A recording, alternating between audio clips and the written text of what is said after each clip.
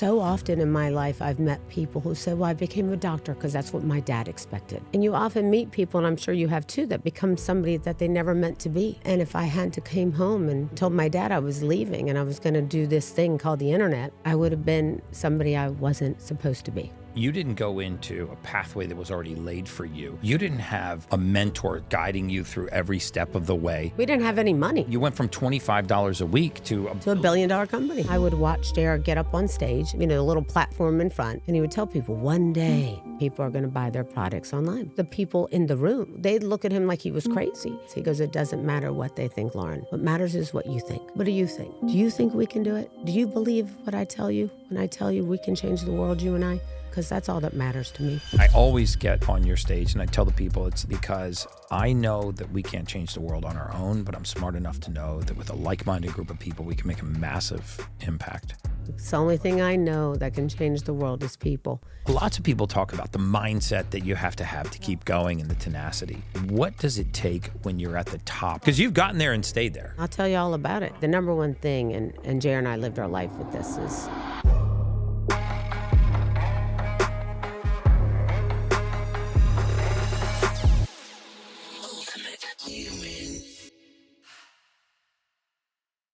welcome to the Ultimate Human Podcast, where we explore the stories and strategies behind extraordinary individuals who push the boundaries of human potential. And today we're joined by my personal and close friend, the incredible Loren Ridinger, a trailblazer in the world of e-commerce, beauty, and entrepreneurship. As the co-founder of Market America and Shop.com, Loren has built a global empire that continues to shape how we shop and how we live.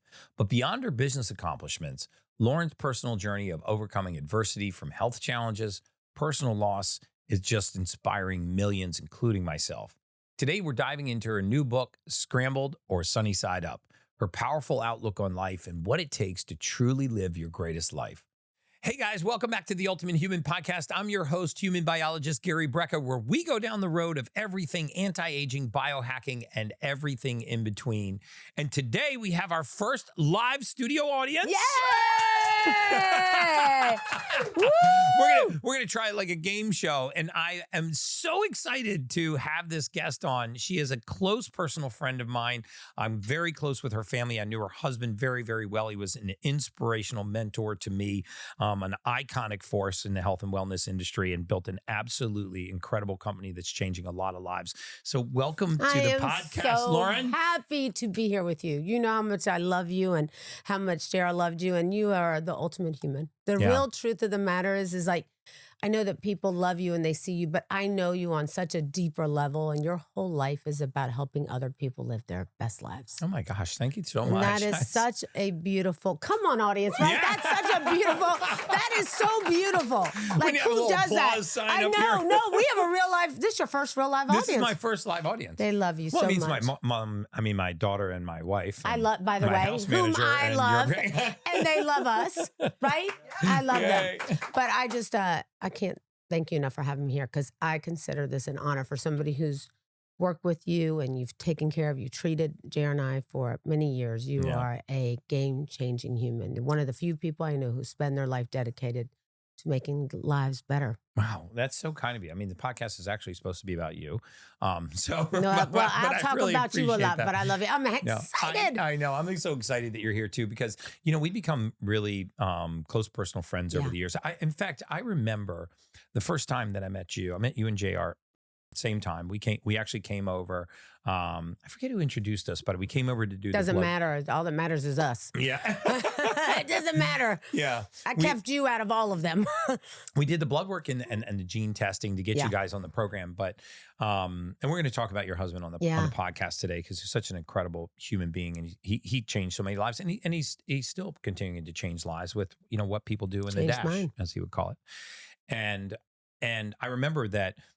We met on your boat, beautiful yacht, and I boarded your boat, and your husband was like immediately became my science spirit animal, because I realized that he had a background in biology, and he was sitting there doing sorting through research on his computer, just trying to make your supplements better and more effective. And he was looking at these pathways to get things into and out of the cell. So I struck up a conversation with him, and rarely have I ever had, outside of my ultra woke biohacking community, as in-depth and inspiring a conversation with anyone as I had with your husband that day. And we became instant friends. Well, you made him think even bigger, if that's possible. Because I remember he was doing research that day, and you started talking about the type of vitamin B and how it needed to be. It was a game changer. And I remember he got your whole team on the phone. He was like, why do we have this type of vitamin B12? He was like, I want this changed. And he's never really shut everything down from like listening to one person. He was like, that's it. He just felt so connected to you and saw that your purpose was so much bigger than any one thing. Yeah. And I like to say that I got to know JR in a really unique way. I mean, I think so many people were inspired by his stage talks, and they're obviously inspired by the number of lives that you and your company have touched. And we're going to talk all about their company in a few minutes. But I got to know him in a really special way because I knew the childlike curiosity that he had, this intellectual curiosity where, here's a guy sitting on the back of a big, beautiful yacht running a multi-billion-dollar company, and he's spending his time still so curious about what is the next thing that I could do to make this better? How can I get this nutrient into the cell in a better way? How can I actually eliminate waste from the cellular activities? And we had just a very inspiring conversation. And I remember leaving the boat that day, and I was just struck by how childlike his level of curiosity was. It was like the first day that he found a new toy. I'm like, you've been at this for 30 years. I think he wrote like 10 emails to everybody this long with you on it. I know. I was like the most hated guy in the company for a few days. He was so inspired and so moved, and just felt like I've never met anybody like Gary before. Yeah. And that was true. And you guys have such an inspiring story. I spent some time looking at some of the other podcasts that you've done, and I know lots and lots about your story. I know your family very well. I know the folks that you have in your inner circle at your community. They love you. Community, but I think there's so many there's so many angles to Loren Ridinger aside from the company that you built. Is that when you were starting? Let's rewind the clock like 30 years. You got it right. I found a really fascinating secret about you, that you worked at Eastern Airlines. It's funny. It's a game-changing story, actually, because, I was 18. My dad was like, you got to go get a job.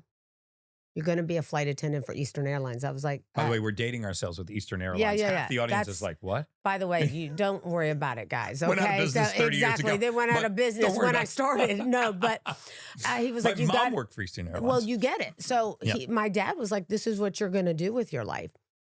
And I was like, I don't want to do that. I'm afraid to fly. Don't make me do this, Dad. And he was like, you've got to be something. I was like, I just met this incredible boyfriend of mine, and he says we're going to change the world, and we're going to start something called the World Wide Web. And it's the internet and, Internet Explorer back then. And he was like, that's, a pipe dream. Mm-hmm. You can't do that. You're going to go get a job. And so I remember I got to the interview place, and there was like 300 people online. And back then you had to have like legs, red lipstick on, the long hair. Yeah. I was fitting the bill well for that position, which it would be an embarrassing thing today as a very Me Too type of treatment for women. And when I got up to the front of the line, I gave them all the wrong answers. They were like, why do you want to be an Eastern Airlines flight attendant? Welcome to the friendly skies. I was like, I don't want to fly with Eastern. I don't even like Eastern Airlines. I would say anything I could not to get the job. Sure enough, I got the job. Crazy enough, I got a letter 4 weeks later. You've been hired. You got to go to Atlanta.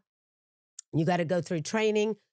And here's this guy I just met 6 months before who I'd fallen in love with already. He was telling me about one day people are going to buy everything they want, from their, water bottles to their vitamins, to their shoes, to their clothes online. And people thought we were crazy.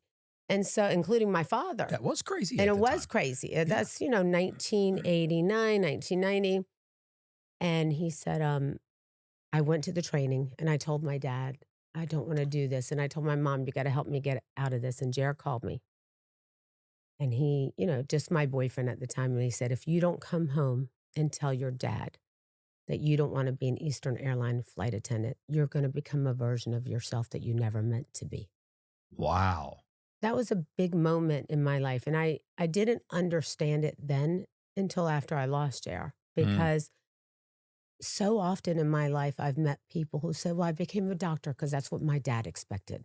Right. Or I became a teacher because that's what my mom expected. Mm-hmm. You know, or I just became a homemaker because that's what my husband expected. And you often meet people, and I'm sure you have too, that become somebody that they never meant to be. And if I hadn't to came home and fired Eastern Airlines and told my dad I was leaving and I was going to do this thing called the internet, right, I would have been somebody I wasn't supposed to be. And, you know, I think that's another really inspiring part of your story is that you didn't go into a proven industry. You didn't go into a pathway that was already laid for you. You didn't have a mentor guiding you through every step of the way. We didn't have any money. Yeah, you had no money. We didn't have anything. A dream. I mean, you went from $25 a week to a $1 billion company. A $5 billion company, which is just astounding when you think of the trajectory. But I want to peel back some of the layers of that, because I think there's so many people watching this right now, my audience especially, that you have a dream or you have an aspiration or you have an idea. The majority of people, even in your inner circle, your father included, are going to tell you that that can't be done. Yep. And that there's no pathway forward for you for that. And you were not only starting to try, you didn't say, I want to build a big supplement company. That would have made sense because there's shelf space in you know, in grocery stores. And you could have said, I want to get my supplement onto a shelf. You wanted to sell it into this mythical, misty space. That didn't really exist at that time. Didn't even exist. I mean, it was there, but it was mostly data driven at the time. You know, you could find some data on people, not everything we can find out about you or me today. Right. But it was information mostly. You know, the thought of somebody going to you and saying, I want to sell your product and I want to put it online seemed preposterous at the time. Right. And I think that, you know, even back when I think about the early meetings of our company, of Shop and Market America in 92, JR and I would go to these, you know, not the meetings that you, not the meetings you go to with me now that you've seen that we do with thousands of people. Stadiums full of people. No, they love you. Yeah. But back in the day, it was, you know, 7, 8, 9 people. Right. And we would drive all over the country after I quit Eastern Airlines. And, you know, I would watch JR get up on stage and he would, in front of 7, 8 people, you know, a little platform in front. And he would tell people, one day people are going to buy their products online. They're going to buy their shoes, their socks, everything. So and incredible. At 18 years old at the time, I would watch the people in the room and they didn't respond well. You know, they'd look at him like he was crazy. And after the meeting, he would be like, that was a great meeting, wasn't it? You know his personality. That was fantastic. Wow, we killed him. We crushed him. We crushed those we 7. Crushed it. And I was like, I'm not sure. Yeah. They didn't seem to think that when I saw their faces. He goes, it doesn't matter what they think, Loren. What matters is what you think. What do you think? Wow. Do you think we can do it? Do you believe what I tell you when I tell you we can change the world, you and I? We can get people to buy things online. Do you believe? Because that's all that matters to me. Because if nobody else believes but you and I, and we put blinders on, we can make this happen. We didn't have any money. We didn't have anything. He's how old at the time? He's in his Well, he early was 38. 20s. I was. He was 36. I was 18. Pretty wise. It's pretty crazy, you know. And everybody thought we were crazy. They're like, "Why are you dating this guy? He doesn't have any money. He's older. You know, he doesn't have anything to offer you. You can have a future in journalism," which is where I thought I was going. And I was just mad for him. He was magical. He was, everything he said made perfect sense. It didn't matter if he didn't have money to take me on a date. That didn't matter. I just wanted to be around him. That personality, that charismatic man who meant so much to me and cared about people like you do, actually. Yeah. And I was learning. I was a child. I was 18. So when he said that to me, do you believe in it? I was like, yeah. He goes, then prove it. You do the meeting tomorrow. Show me. Wow. I thought, how do I break up with this guy before we get to the next meeting? All I kept thinking about was like, exactly, the whole way guys, we were driving from Dallas to San Antonio. I'll never forget. And I was like, how am I going to break up with him? On the way, I was too afraid to speak. I'd never spoken. That's everybody's biggest fear. Would you agree? Public speaking is right up there with Deepwater Sharks heights. Yeah, and dying. Yeah, and dying. It's like some people may choose dying over public speaking. Right. They that scared. And I was like, don't make me do this. I'm not really good at it. I've never spoken before. He said, you are the greatest female speaker I've ever heard. Wow. I was like, how is that possible? How is this guy saying, I'm not going to do well. I can tell you right now. He's like, you are incredible. You just don't know it yet. One of the finest female speakers I've ever listened to. I got to San Antonio shaking, shivering, got up there in front of like 10 people. I said, hi, my name is Lauren Ashley at the time. Yeah. And I fainted in front of everybody. You fainted? Flat out, knocked out on the ground. Woke up and there's people fanning me. You know, all those 10 people. And JR looked at me and said, get up. They turned the AC off in here. Anyone would have fainted. You were incredible. I said, I didn't say anything. I just said, I'm Lauren Ashley. And he goes, and you said it great. And tomorrow you'll be even better when we get to Houston. Wow. He didn't get in the car and say, you know what, stick to driving. You're right. He didn't get in the car and say, you know what, I still need somebody to help get us there. I'll do the meeting. He said, you're going to do it again. And that type of belief changed my life. Want to get an extra hour of quality good sleep every single night? Let me tell you how I do it. My wife and I sleep on 8 Sleep's Pod 4 Ultra. This is a technology that fits over your mattress to cool or warm each side of the bed, giving you up to an extra hour more of quality sleep every single night. My wife likes her side of the bed warmer than mine, but I've noticed that I've improved deep sleep at cooler temperatures. It even elevates automatically when it detects snoring to improve airflow. With 99% accurate sleep tracking, you can leave your wearables on the nightstand, and I even had this thing independently EMF tested to make sure that I was not getting any extra EMF at night, which I'm not. Get $350 off the Pod 4 Ultra at 8sleep.com/Gary. That's 8sleep.com/Gary, and use the code Gary, Gary, for your discount. Transform your nights and elevate your sleep. Now let's get back to the Ultimate Human podcast. That is so incredible. Like I've never, first of all, I've never heard that story. I'm sure some people have, but you know, I think that a lot of people haven't actually. There's a famous story about Walt Disney, about, you know, how he imagined Walt Disney World and he designed this, and he went through this structure of buying up all this land quietly in these different LLCs and assembled it all together to create this Walt Disney World. And I might be bastardizing the story, but it's very analogous that, you know, at the grand opening, one of the reporters said to one of his chief henchmen that, you know, I'm really sad that, you know, Walt, you know, wasn't here to see this. And he said, Walt's already seen this. Exactly. Right? He's the one that's already seen it. Exactly. He's the one who's already seen it. And so how, at that age, I mean, how important it was life-changing. Was that belief. I mean, the belief and the visualization. Did you ever start to see yourself as a powerful speaker, as a well-spoken? I think what happened is that little bit of belief, I was so used to, like many people, hearing your dad say, you're not capable.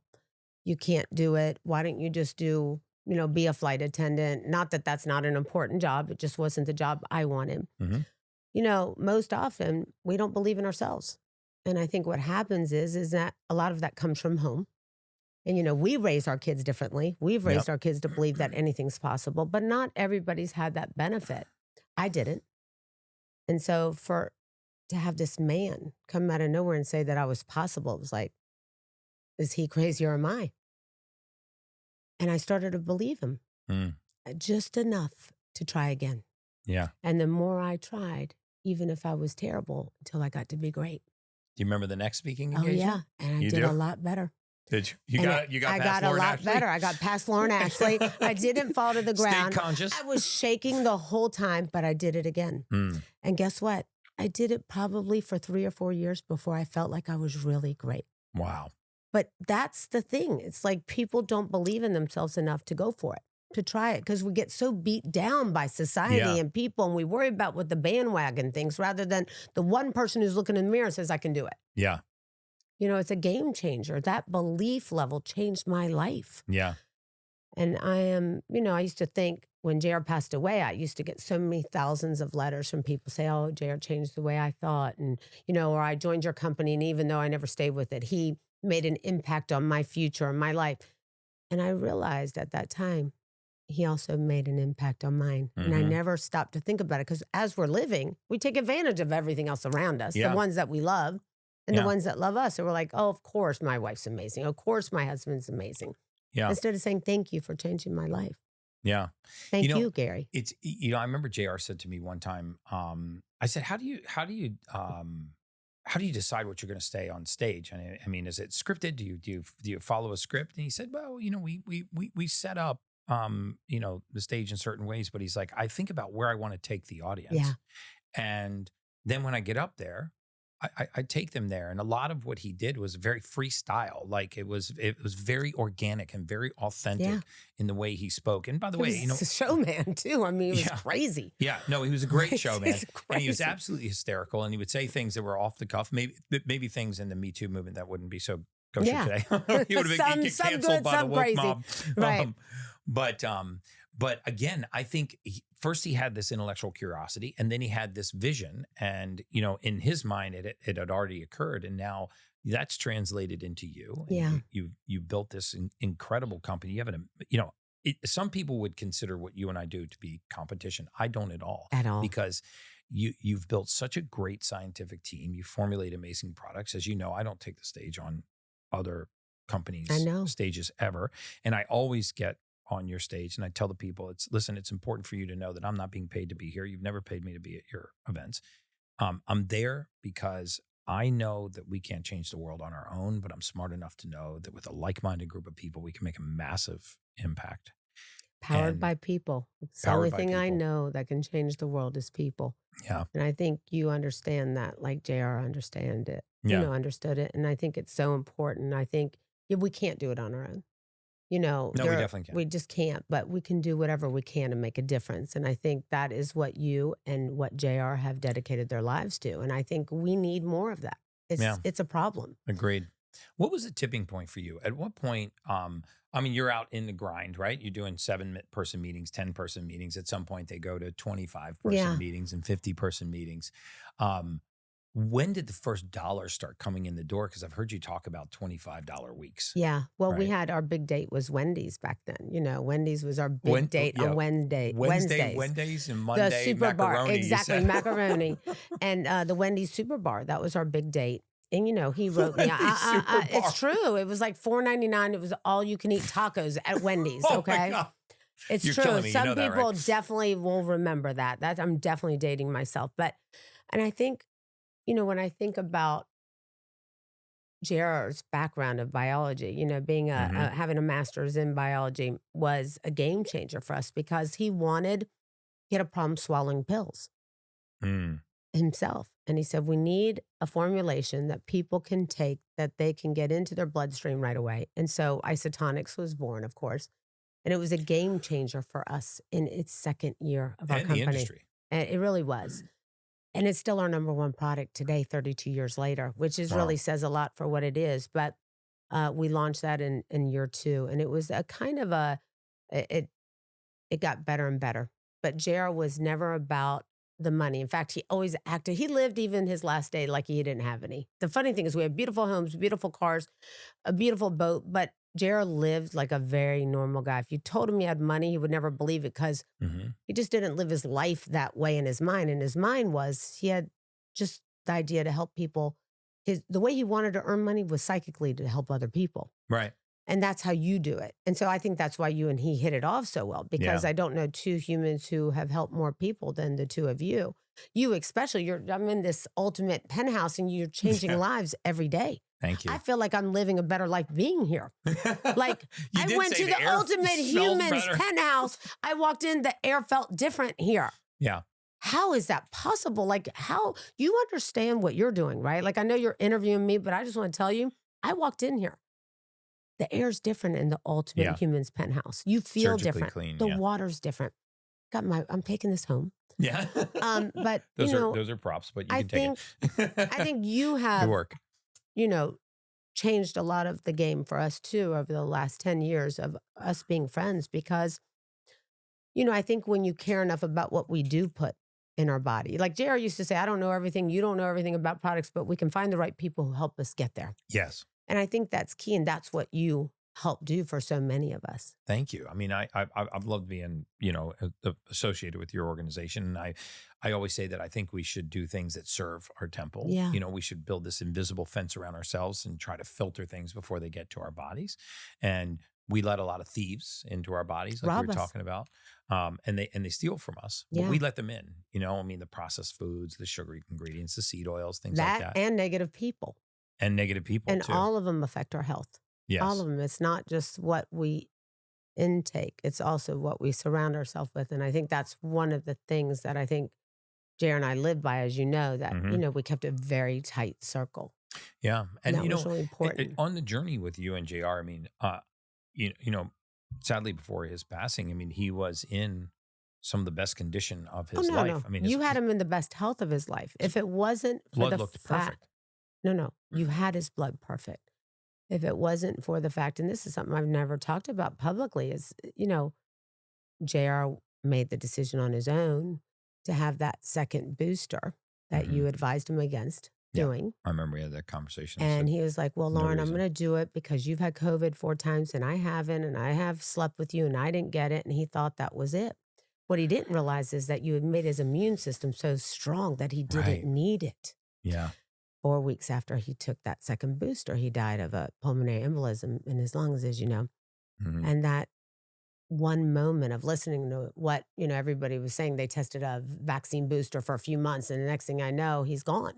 Right. And that's something that people aren't talking about. It's changed my life completely. It's, I'm, as you know, every day on the recovery through grief of trying to get through it. And it's hard. Yeah. We talked about, I remember talking to you after JR passed. And the next day I called you. Loren, we've got to, you got to focus on yourself and keep yourself healthy. I mean, there's no way to stop you from grieving. There's nothing that I can give you to take away your pain, but we've got to go back to serving the temple so that you can continue the mission on his behalf. That was the first thing you did. I mean, I remember you calling me saying, I can't take away the pain. Yeah. I can't. I'm not going to. And unlike what most of the community does is that we suppress so many people with drugs to make them feel better, not feel, all of the stuff that's happening out there that you and I both are against. Right. That, the rest of the medical community just, most of them put a stamp on, take this pill, you'll feel better. Right. You said, I can't do that for you, but what I can do is make you the healthiest I can do while you're going through this. And that's what you did. Then, 50 pounds later, off. Yeah, blood you look healthy, amazing. Like when you walked in today, I was like, holy cow. Can we give a round of applause for Loren? My live studio audience. Healthier than ever. I mean, my cholesterol is, your team told me, as an 18-year-old. It's perfect. It's crazy. Your sugars are better. And my sugars are normal. I'm a girl whose mom died at 42, massive heart attack. My dad died of complications of diabetes, type 1. I should have everything wrong with me. I should be the one gone, not JR, because his family lived till 99 and 98. His grandmother lived till 104. You had his life extended. And one wrong decision took his life from me. And, you came in and said, I'm not going to let it happen to you. That's right. And that was like 2 weeks into me losing JR. I remember that. You came to Connecticut. You took care of me. And here I am, just celebrated, unfortunately, 2 years, which I don't say celebrated, but JR's 2-year anniversary of his death. And I'm the healthiest I've ever been because of you, thank God. Still going through the grief, still struggling through that, but mentally getting stronger all the time. We talked a lot about, we even talked about it at your convention, about how people can take their pain and turn it into their purpose. Oh, you blew everybody's mind that day when you talked about your own pain. And I think it was something nobody had ever heard before, that story, but it inspired me to turn my own pain into the purpose. And, I think about, my whole life, I never had anybody talk to me and say, this is what grief is going to feel like. Nobody ever said to me, you'll lose people one day and the pain will be so great that it'll be hard to keep moving. It has been a journey. I've lost my mom. I lost my dad. I know grief. I'm familiar with it. I was very close to my parents. I've never felt the pain I feel losing a guy I knew longer than my own family. It's been a challenge, but I finally decided that I can take this pain, as you say, and turn it into a purpose. I went to so many counselors after JR died. And by the end of 4 weeks, I had fired them. And the reason I fired them is they were good counselors. I wasn't good. If I were honest, I wasn't right in the head. But as soon as somebody says, well, you could date again, I was like, you're fired. You're fired. You're fired. And I wasn't ready at the time, and I'm still not ready. But here's the funny thing. Serena Williams had sent me a message one morning, as she did every day after JR passed away. And in that message was a little ad. And I clicked on the ad, and it was a group counseling class here in Miami. Mm. And she said, I think you should go. It may change your life to hear what other people are going through and other wives who have lost their husbands. Wow. I said, what? And when you're going through grief, Gary, I don't know how familiar you are with it, but when you go through it, think you're the worst. Your pain's the worst, okay? And nobody knows what it's like to feel like you feel. So I was like, well, I didn't just lose my husband. I lost my best friend. I lost my coach. I lost my mentor. I lost my partner. Yeah. The guy who coached me, the guy who trained me, everything. I've never lived alone. So mine's got to feel worse than theirs. But I went. And when I got there, I sat in a room with 10 other women, and all of them went around the room. Some loved their husband more than others. Mm-hmm. You can expect that. Others loved them just as much as I did. Most of them didn't have them as a husband. I mean, they had a husband, but not a coach, a mentor, whatever. But they lost something I didn't. And that was their lifestyle, their life, their way to put their kids through school. A home. They couldn't afford to keep the home over their head. They couldn't afford to pay their light bills, the tuition. And it was an eye-opener for me. And I realized that, even though we started with nothing, Jared didn't leave us with nothing.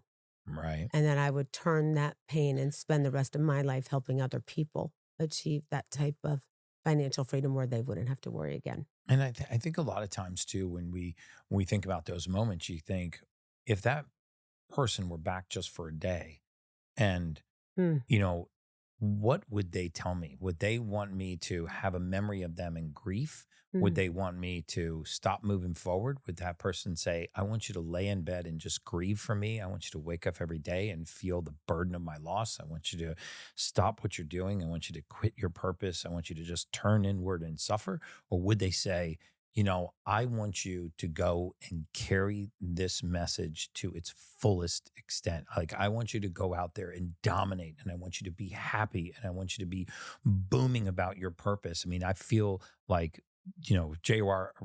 Is that what JR would have said? Yeah, he would say, go get after it. I love to hear you say that. I know he would say that. I've got goosebumps right now. I'm actually I hear you, up. and I'm listening to you like he's saying it to me, and I feel that.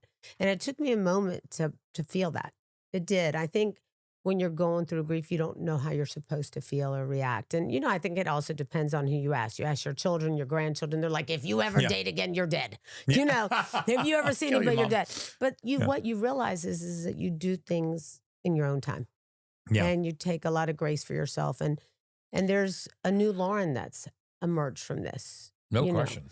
And I'm doing the best I can. And this is our first big week again that we've had volume in the company like we had when JR was still here.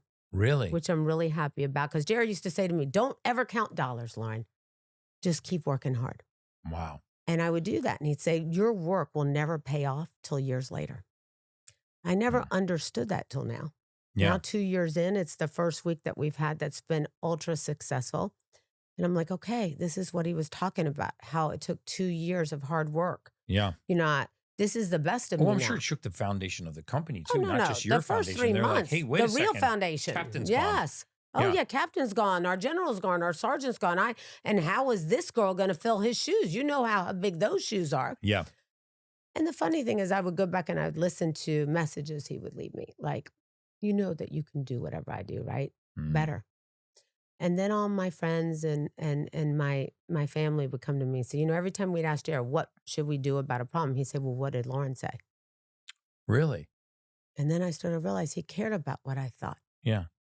And that's why, of course, I wrote the book Scrambled or Sunny Side Up, because every day, I couldn't figure out what to name the book. At first, I was going to do it like, what do you do with the dash? Because that was his famous thing. What are you going to do with the dash? The day you're born, the line. day you're born, the dash, and then the day you die. So the line what are you doing between those two dates? And he lived his life like that. Like, let's just live our life in the dash, whatever it takes. If we do a lot to help people, we've made a difference. Mm-hmm. And that was his big motto. Like, you cannot succeed without helping other people succeed. And he used to say, Loren, we must succeed so other people can realize their dreams, because they won't go for it. They won't believe they're possible. And so, every day I was with JR for 36 years. So every day we would wake up and he'd say, how do you want your eggs? Scrambled or sunny side up?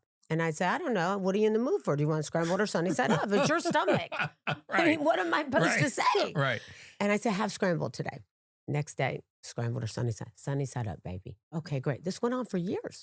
So after you're married for 36 years, one day you wake up and like, I don't know, Jesus, what are you in the mood for? Do you want scrambled or sunny side up? It's your stomach. Yeah. You're driving me crazy. I'm not having eggs. Yeah. And I would get frustrated. And then I would realize after he passed away that the very thing that made me fall in love with him, that advice he wanted from me, how should I have my eggs, is the same thing that frustrated me. And you can't let your life get twisted like that. And we do.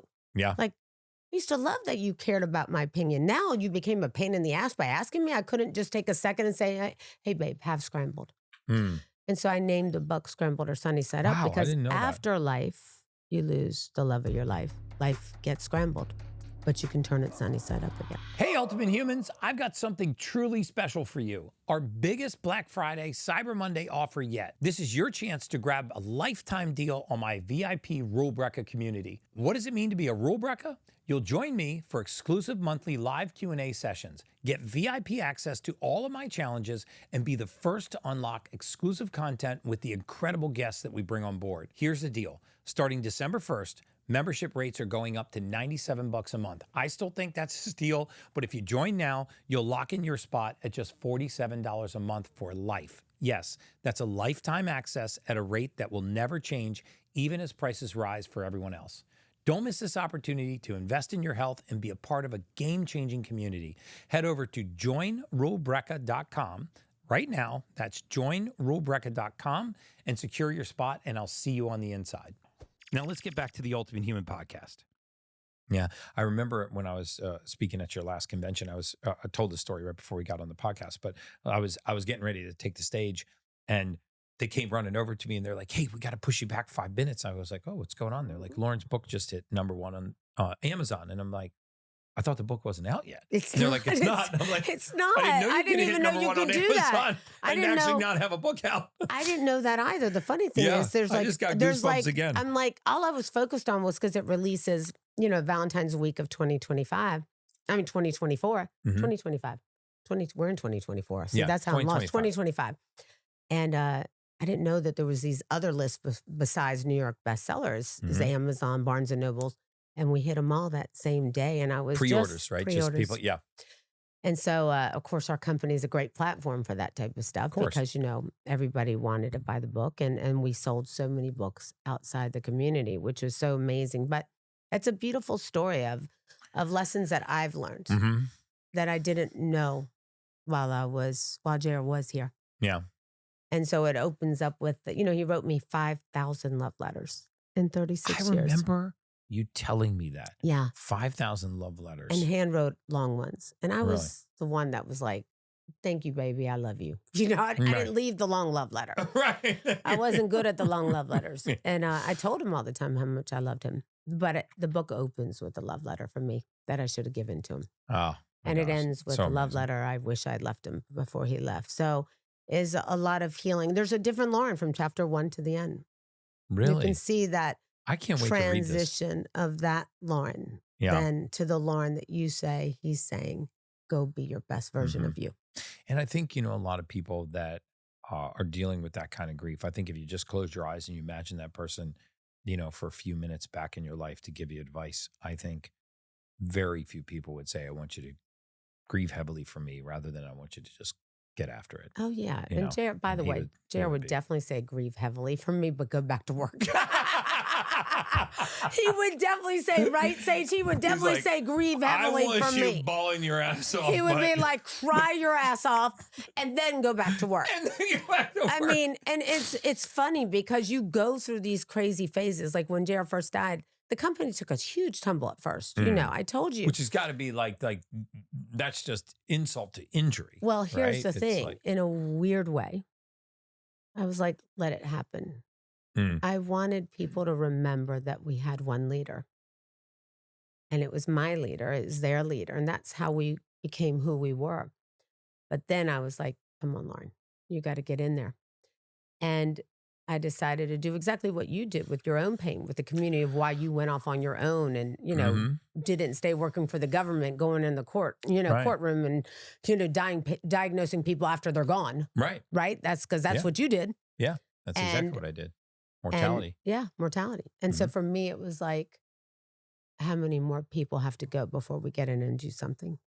Yeah. And I wanted to do something and I did. And I went right to work. And, every day I'm working really hard at doing the best version of me and not trying to fill somebody else's shoes. Yeah. But still have so much to look up to. So let's back up a little bit because again, there's so many people, there's so many things to unpack with your journey. I mean, it's obviously been a journey of struggle, but the pain came at the end. Yeah. But before that, there's this tremendous level of success. And it's not just a tremendous level of success. I always marvel, not just at great athletes or great actors or inspiring people. It's when somebody can dominate an industry for a long period of time, like a LeBron James. Yeah.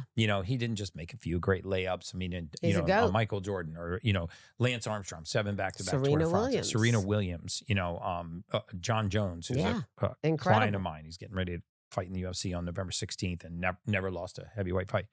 And what's super inspiring to me is how some people can keep that level of success and commitment over such a long period of time. And you've done it for 3 decades. Yeah, right? 32 years. 32 years. And so, it's not that all you've known is success, because a lot of what you would known is not success. Not at all. And so, lots of people talk about the mindset that you have to keep going and the tenacity. But what does it take when you're at the top? I want you to talk a little bit about the people you surround yourself with, how important your inner circle is. I'll tell you all about it. Because first of all, you've gotten there and stayed there. And I think you would agree. The number one thing, and JR and I lived our life with this, is protecting this. Protecting our mindset, mentally not letting people in here. Because this can either be a prison or it can set you free, right? And so our mindset was so important. And he just used to have one rule. If I would, early in the early days, Loren would, I was young, 18 years younger than JR. And, I would say, like, everybody thinks that you should do this with me. He's like, who's everybody? Who cares about everybody? You need to eliminate everybody, Loren. And you need to focus on me and you, and not involve third-party people in our life. So to have a good marriage for 36 years, that's what we had to do. Sage and I say no light between us. Yeah, we say it no all the time. light. And no, you got to have an agreement. No going to bed mad, a lot of love, forgiveness for each other. Don't hold a grudge. Grudge makes you old and makes you sick, creates disease. I don't care what anybody says, right? Yep, it's so true. I think the mindset of being around the right people and who you let in your world. And they've got to, they can do a million different things. They don't have to be in the same profession as you, doing the same thing that you, but their mission has got to be the same. That they care about the mind and they only want positive people around them and they believe in you and they lift you up rather than tear you down. We all grow up in an environment of society that has a tendency to make us believe that we're not possible. Yeah. When we are. Yeah. And so he changed that for us. Our atmosphere changed. Yeah. I remember you even said one time that I do the work of 25 people. And the way you explained it was, the next 25 people are not willing to do the difficult things, like the hard things willing to do. That you're willing to do. Yeah, and that's true. And I think most people are able. Most people are capable, but they're not willing to. And that's really, I say, like, what are you willing to do? Because somebody's like, oh my God, I want to be like you one day and get up there and inspire people. And I said, you can be. The question is, are you willing to do what I do to get here? Yeah, that didn't happen overnight. 5 years. First time passed out. It took me 5 years to feel like I could actually go in front of a group of 1,000 people. Forget about 10, 18,000 people. A lot of people. Next week, I'm going to Asia and speaking in front of 26,000 tickets sold when they heard I was coming 26,000? Yeah, 26,000 in Taipei. But are you willing to do what I do? See, the first thing I do when I get up is I do the hardest things first. That's what most people avoid. Right. They want to put it off. They're like, well, I'm going to wait till tomorrow because that's a hard call. I'm going to wait till tomorrow because you know what? That takes a lot of effort and I got to be alone and lock myself up in the room. No. My room is, and my rule is that don't come in my room till I finish the hard stuff first. Wow. And let me get it done because I know that you're not going to do it. Somebody's got to do it. And if you'll do it, then I won't have to. But if you won't, I'm going to do it. And, we've built leaders like that around us because that's a hard thing to do, as you know. Not everybody will think like you. No doubt. How do I get people to do the hard things first when, most of the time they're putting that off, and being a good leader is also being able to make a decision. And Jerry used to say, I don't care if you make the wrong decision. I just want you to make a good decision. Meaning it could be wrong, but I want you to think it through. Yeah. And if you believed it was a good decision and you made a mistake and it was wrong on, it will never be wrong to me. Wow. We can recover from that. What we can't recover from is that you take forever to make a decision. That's called procrastination. Mm-hmm. That's the killer for most people. They put it off. Excuses, procrastination, something I'll never do.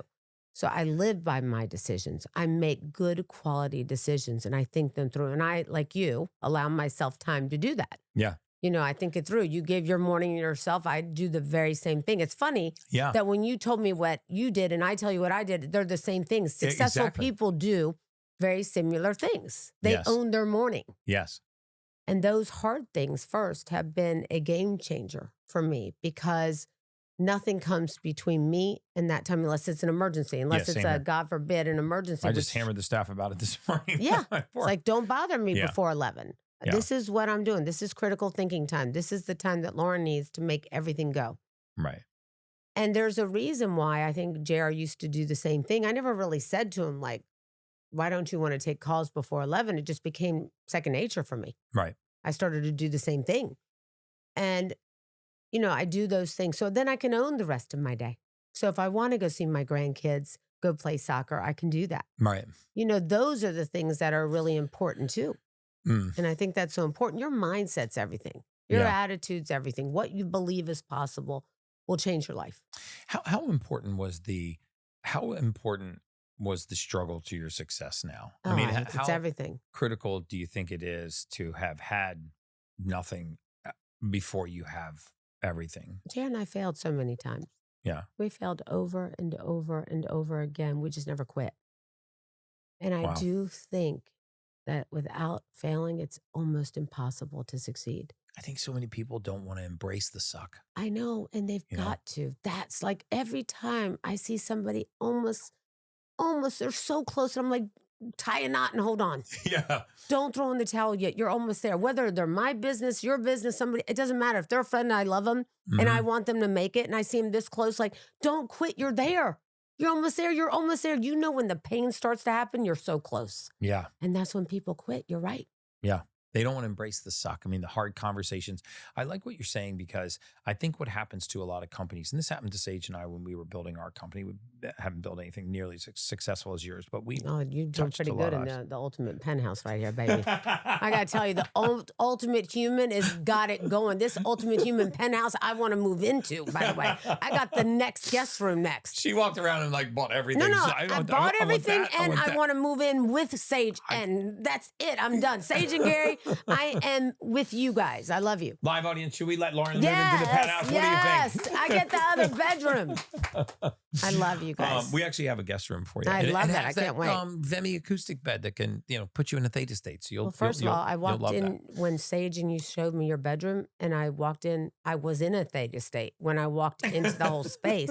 The air's different here. Yeah, everything's different here, and you feel like I gained years here. I'm hydrated. Yeah, thank you. You're welcome. I feel like I've actually gotten some years back, and that matters. That's how much I know you care about people. Yes. That's why I'm here. I love you. I haven't talked about anything with JR at all publicly, as you know, like this. Not talking about the grief, how it happened, the vaccine, the booster. This is the first time, because people don't want to hear it. No, they don't want to hear it, or they think you're a naysayer. Or they're like, let's not talk about the booster again. Okay, well, I'm going to tell you what happened to me. Yeah, right. Exactly. I mean, and there's people watching this right now that have their lives have been touched like that. And maybe they haven't attributed to that. Yeah, but, of course. It's a fact. Yeah, I think, the blessing for me and for us, I think, has been no matter what side of the aisle you're on from the pandemic, emerging from that pandemic, people woke up and said, I got to take my healthcare choices into my own hands, not my emergency care. I mean, if you got pain radiating down the left side of your arm, you need to go to the emergency room, right? But I need to take, if I have an optimal health goal, I need to take responsibility for it myself. I can't put that in the hands of the elites or the government or modern medicine. I need to actually become my own citizen scientist and figure out, how do I live to be the best version of myself? That's it. That's it right there. And you said something to me earlier today, which is we've got to build this invisible fence around what gets in here. Right. And that's so critical. And I think we overlook it. Like, we spend more money on health and anti-aging, but we buy products but forget to take care of us. Yeah. And you remind us of that all the time, and you're so right. Yeah, we bully things like sleep in our schedule. We wonder why we're not feeling as good as we could feel or performing as well as we could perform, or why aging has been so quote unquote cruel to us. But aging hasn't been cruel to you. You've been cruel to yourself. You're right. I mean, you're Father so right. Time's not stealing from you. Father Time's not stealing, but you're robbing yourself. And I think you're right. And I think as humans, we overlook it. We don't, like, I love that you have this pattern that you do, right? Mm-hmm. And I have one very similar, as I said. The other thing I do is if I know I'm going to be short on sleep, I'll steal a nap. That's fine. Religiously. Oh, yeah. Like, those 20 minutes to me are everything. They a lot changed of science behind napping. A lot of science. Some of the most successful people in the world regularly napped. I mean, some of the greatest presidents of our, time. I'm one. 20 minutes a day. Call the shots. I tell it's everybody, a nice little reset. That's it. It's like, I got to reset this brain because, I owe it to myself to do it. Yeah, no question. And we were talking about sleep on the way here, and I was showing you the sequence of sleep scores. And it's sometimes you just need to call people's attention to it. Like, I'll say, well, tell me about your sleep routine. And they go, well, I go to bed. All right, well, when do you go to bed? Whenever I'm done. Whenever I'm done with my stuff, when I'm done, I put the kids to bed, then I read, and then I watch some TV show, and I fall asleep with the TV on. What time do you fall asleep? Whatever I fall asleep. So they have no sleep hygiene. They have no sleep routine. No pattern, no routine. No pattern. And when you explained yours to me today, now I've got a new, that's a new thing I'm going to focus on, is the pattern at night, because I have it in the morning. Yes. But at night, I got to get better, reminding myself, turn it off. Yeah. Just shut it all down. I'm pretty good about shutting it off. I mean, I've left many a guest sitting at my dinner table, and you're like, sorry, my wife will tell you. Sorry, Sage, you're the one. Say goodnight. She's like, where did he go? Oh, well, damn it, he went to sleep. He left. Yep. I go right in. I'm like, 10 o'clock. And now, they know. Yeah, they people know where the door is. Gary they help went to themselves bed. to the food. You guys want to chit chat about meaningless nonsense? I'll see you in the morning. It's about it really is about taking care of yourself, because it's like, when I think about, I didn't expect to get this healthy over this last year and a half, but it was like, Loren, I'm going to do this with you while you're going through what you're going through. I remember that. Just do it. Yeah. Here are the things I need you to do. And we did it. And look what happened. Yeah, you look beautiful. And I think that makes, mentally, that's helped me get really strong again too. And I think there's a connection, right? Yeah, very much. So now, where's the future for Loren Ridinger? It's funny. How, what's changed? A lot has changed. I mean, I've changed. And I think, the same rule that built us, people. Jerry used to say, Loren, don't worry about all the AI and the technology. We'll do that anyway. We have to do that anyway. But let's not lose sight of why we're here. It's because of people. Yeah. And we're going to always be connected to people.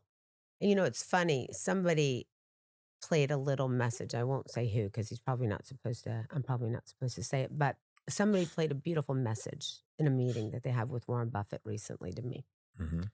And the message was very much like what JR would say to me. It said, don't worry about all the technology that's out there. It was very recent. Mm-hmm. Don't worry about all the technology. Worry about people. Wow. As long as whoever takes care of their customer the best, whoever takes care of their people the best wins ultimately. Wow. And so for me, that's my number one goal. How to make returns easier, how to make purchasing faster, how to do things for people, get what people want, have the Ultimate Human new store somehow or We're another. gonna I got to get launch an that Ultimate on Human line shop. together. Yes. Yes. I want to Yeah. do things that people want. I want to hear what they want, and I want to activate. Yes. And for me, that's the future for us. And I want to do it better than anybody. Because, you can, there's, Amazon's the biggest seller in the world, right? Everybody's buying. No, you can't beat that. But what you can do is be really great at taking care of your people, Yes. your customers, making sure it's easy for them. Make sure you deliver faster. Make sure the returns are easier. Make sure you have a connection. Make sure you know what they want. Make sure they can actually talk to a person.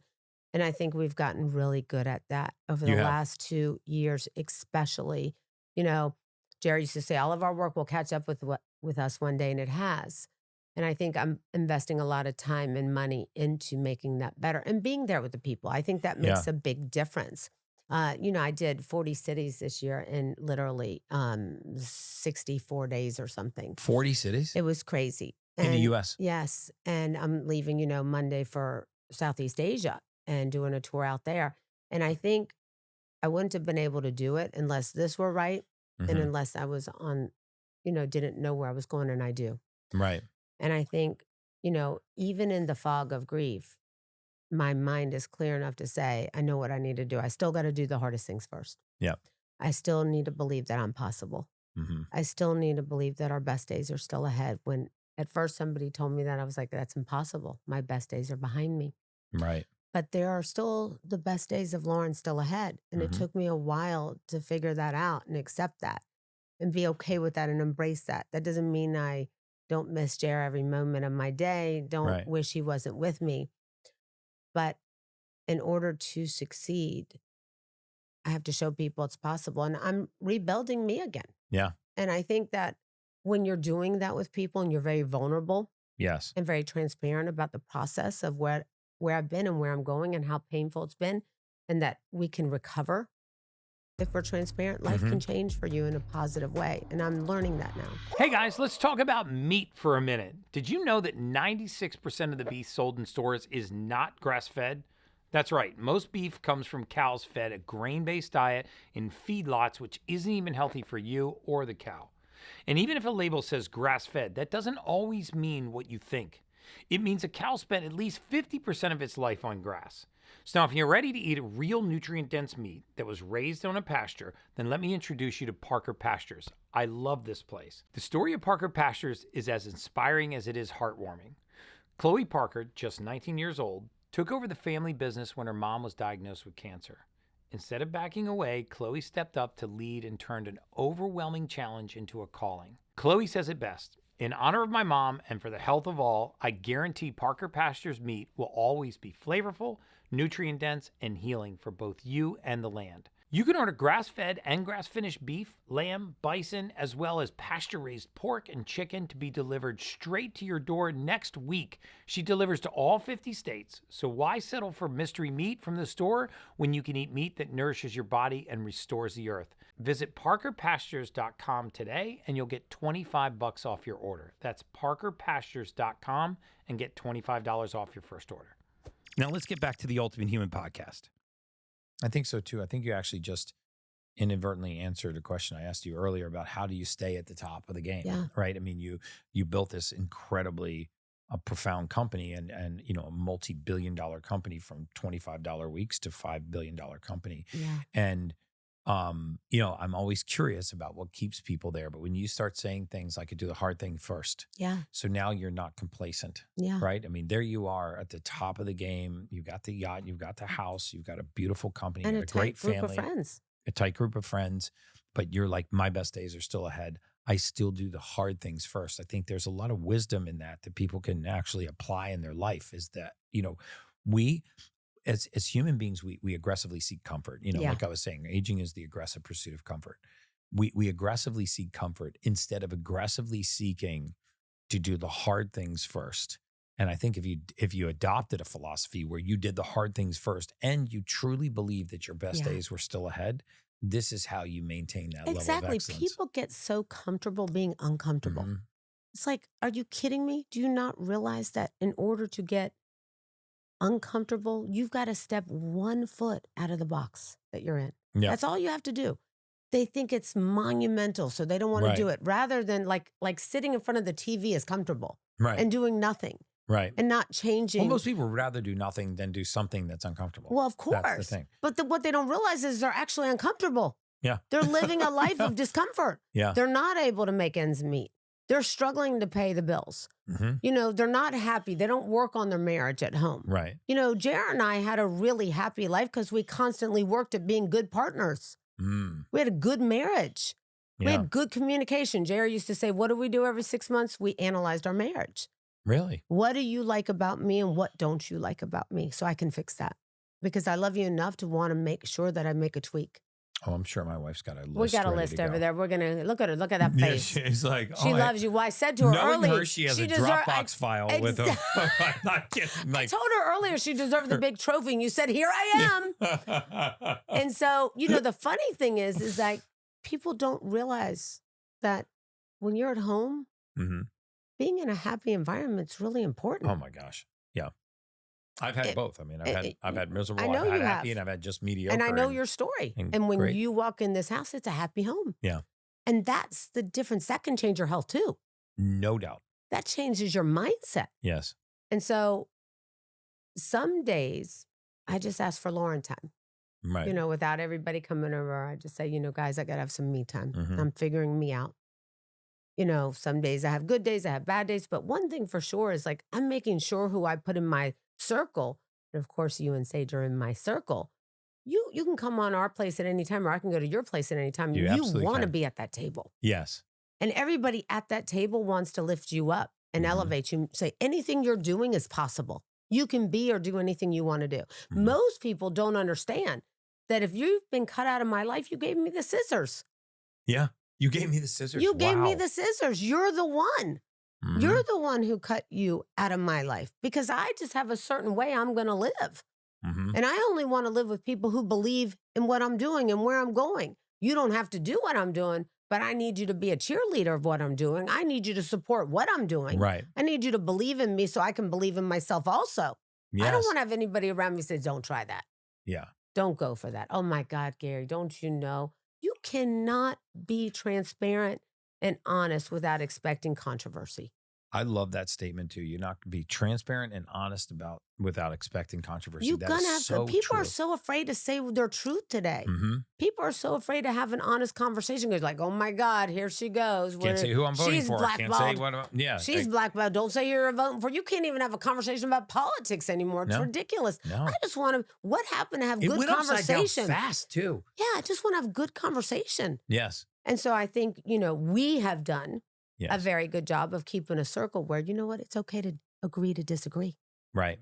It's okay to say, you know what, I don't agree with you, Loren. I have a different opinion. And I say, you know what, I never thought about that opinion. Right. And keeping an open mind, because that's what real people who care about this will do. Yeah. And I do think that that is the key to my health and my happiness is who I surround myself with because it helps my mindset. Since the day I met you, you've had the same It's so true. Probably for decades before we met. And I feel like people I'm over I don't want to be around anyone who prejudges. I just don't want anybody who around me who wants to prejudge anyone, a situation. I don't. I want to keep an open mind. Right. I don't know what the future, people say, well, what's the future of the company? I'm like, the future of the company is amazing. I see us getting bigger and better all the time. What is the future of Loren? I don't know yet. I'm still figuring her out. It's like I'm still getting to know this new me. Right. I know that I'm going to have great days ahead of me, and I'm now embracing that. Do I miss the Loren with Jer? Of course. I miss those days all of my life. Right. I will, but I had that life. And that doesn't mean I lose it. And I do think that grief is just an extension of love in many ways. Right. And that it's by how much you loved is how much grief you will suffer. Yeah. And I do think that doing the hard things first and waking up in the morning and saying, I'm able to do this. I get to see my kids today. I get to pick up my kids from school. I get to show up for work and be a great leader. Instead of saying, I have to do this, I have to do that, I have to go to the gym. I get to go to the gym. Yeah. When we start to act grateful for having this life that we can have around us Mm-hmm. and realize that you are actually uncomfortable because you haven't left that zone of discomfort for so long. You don't know how to get out. Right. We get so stuck behind the big boob tube, and You're dating yourself with that I am term, dating too. That's myself. what my mom the used big, to I call know it. the boob tube, 'Cause they but had the it's true. tube. But we get so stuck, and we Yeah. don't know our way out. And yet, all we have to do is take one step outside the box in order for our life to change Right. and make a commitment. Like people, I'm a big believer in writing down my goals. I do it all the time, and I've I heard you read talk them. about that. I read them. And, people do it all the time at New Year's Eve. And I'm always like, I'm not doing that because I do it all year long. Right. And here's what happens with your New Year's Eve resolutions for most people. And I know you agree with this, is that the only commitment they keep is breaking their commitment to themselves. Right. And by January 25th. I think you just slowly let yourself down. I mean, sometimes when you make a promise to yourself, I tell people, if you want to improve your own self-esteem, just make little promises to yourself and keep them. Say, I'm going to go to bed at 10 o'clock and go to bed at 10 o'clock. Like when you tell yourself you're going to go to bed at 10 o'clock and get in bed at 1 a.m, you broke that promise to yourself. And I think you slowly erode your 100%. confidence in yourself. Or when you said to me, I'll never forget it, when you first saw me for the first time and I was on the boat and you were like, I was like, I'm going to start that diet on Monday. You're like, Mhm. what's wrong with today? Yes, that's right. That's What's wrong with exactly today? what I And the said. truth of the matter is, how many times do we hear people say, I'm going to start next week?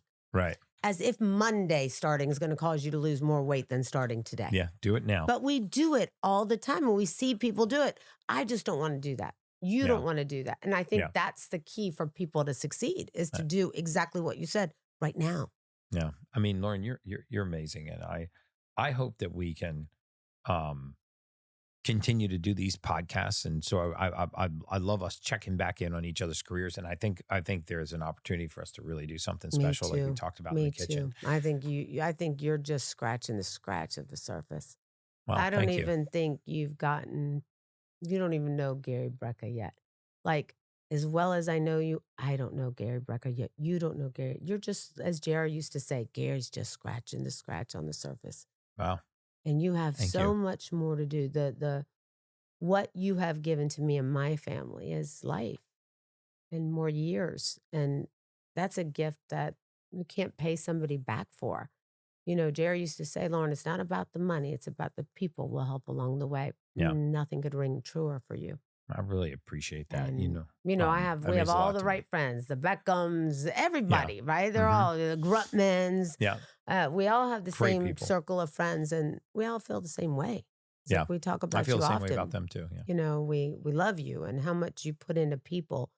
You really put into people like JR did. And that's what our business is about. That's what Shop and Market America become, about the people. Right. So for you and I think we're just starting. I think there's so many big That's things inspiring. that it's inspiring for me, because I think, like I said, all the technology in the world will never be a Gary Brecka. Wow. Will never be a JR Ridinger. And I think that's what the world needs more of. Thank you so much. Thank you. I wind every podcast down by asking my guests the same question. There's no right or wrong answer to this question. And that is, what does it mean to you to be an ultimate human? Gosh, I think at this point in my life, the ultimate human means, number one, happiness. Mhm. I think happiness is so important. Health Mm-hmm. and a clear mind, Wow. and owning my mind again. And I think that's what, the ultimate human is for me, because I want to own this again. And it gets cloudy during grief. And Yeah. so for me, I always understood the value of how important it is to keep our mind sharp, but it's health, happiness, and owning this again. The clear mind, I think it can change the world, if we're clear. Well, I think message is going to be very special and inspiring to a lot of people. And I super appreciate you. I coming love on you. The And this Ultimate has Human been today. such an honor for Love you me. too. And being in this ultimate human penthouse is so inspiring that I do not want to go. I'm going home to get my bag. But what did our audience think today? What did you guys think? Yes. Yay! I can't wait to see how this love live audience this podcast live is going to audience be. podcast is, you never had this before. No. I mean, I love you, Tom Brady. I love you, The Rock, and all the guys you interviewed on here. But this one is the first live audience. This was the first live audience. Me. Say, man. I love you guys. All right. Thank you, Awesome. Gary. I love you. And as always, guys, that's just science.